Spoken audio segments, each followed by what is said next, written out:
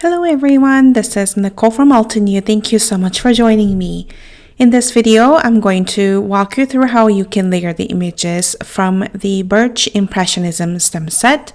It creates a beautiful birch tree with 4 different layers, and you can mix up different colors for a unique look, or you can stick to the gray tones like shown on this layering guide here for some traditional looking tree.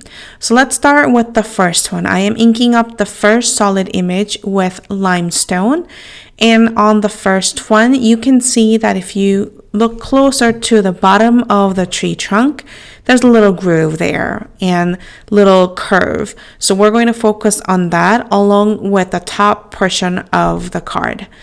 Next one, I'm going to use Silverstone ink pad for the second partial image. And we're going to match the top of the tree and then where the groove is on the bottom of the tree. Now it's looking more realistic. Let's look at the third one with Industrial Diamond. And we're going to stamp those. And you can see it's getting more and more realistic. The last one is a darkest color, which is pure graphite. And we're going to stamp those right on top towards the left of the tree. So you can see some depths as we stamp. So it's pretty straightforward.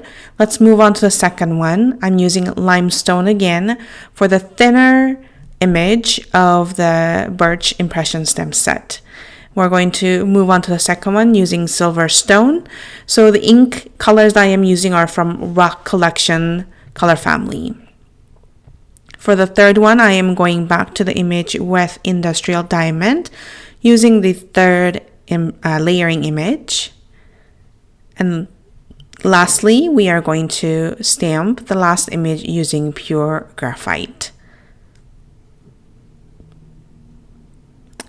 And that finishes layering for the Birch Impression stem set. I hope this was helpful, and it's a very straightforward layering experience. But if you have any questions, let us know by emailing us at support@altenew.com. Thank you so much for watching.